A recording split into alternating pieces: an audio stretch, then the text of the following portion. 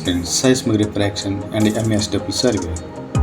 Seismic waves are classified into body waves and surface waves. Body waves travel through the inner layers of the earth, while the surface waves travel through the upper crustal layers of the earth. There are two types of body waves. The first is the primary wave or P wave. This is the fastest wave and its effect is first to be felt during an earthquake. P waves are longitudinal waves. They are powerful waves.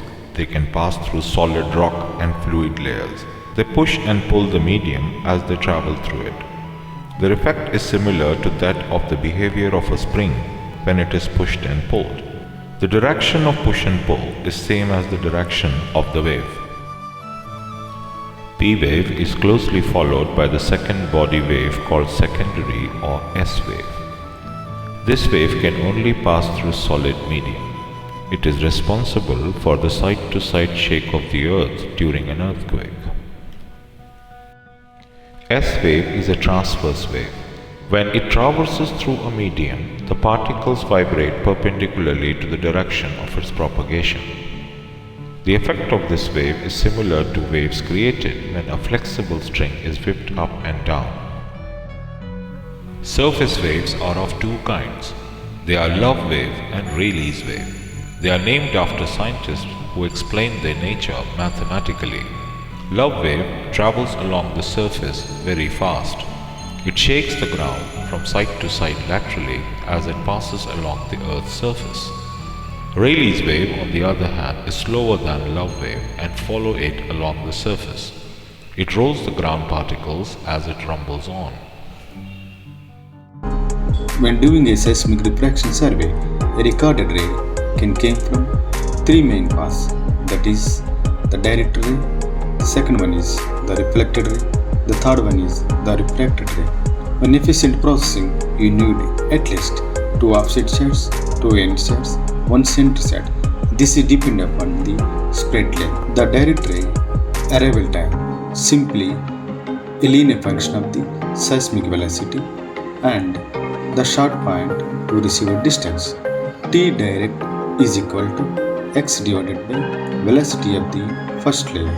The reflected ray arrival time is number m, first arrival. Plot as a curved plot on TX diagram. Here, y-intercept time gives the thickness of the layer. The point where the refracted wave overtakes and thus arrives before the direct wave. This is known as the crossover distance of the refraction survey. At the critical distance, the direct wave arrives before the head wave. At some point, however, the travel time comes across and beyond this point, the head wave is the first arrival. This is known as the critical distance. While making the TX diagram, we have to know that velocity of first layer and velocity of second layer. Before that, you have to pick the first arrivals on the seismic carefully.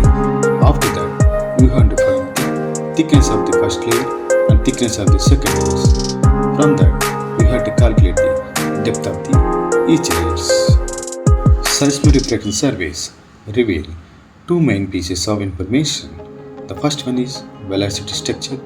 The second one is depth to interface.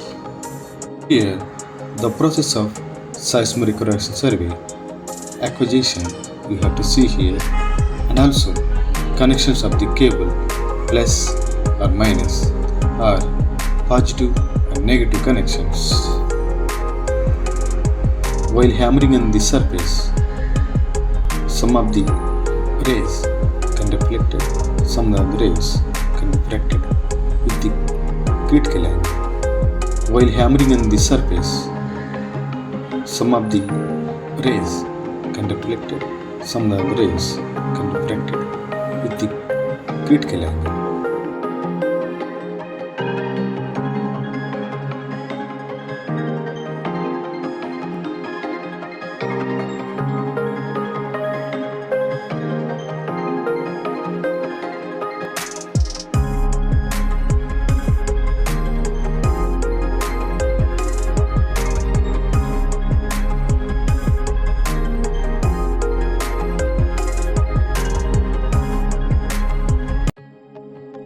One of their senior scientists is discussion with officials and HOD, Department of Geophysics, is explained about the seismic refraction method, multi-channel analysis of surface zone method.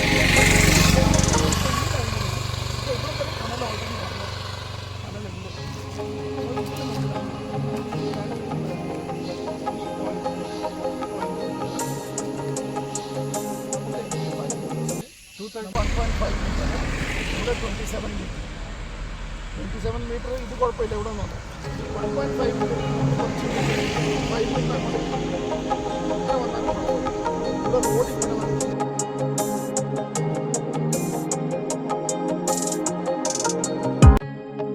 MASFA is a recently developed seismic method that deals with relatively low frequencies and shallow investigations. Depth ranges than to conventional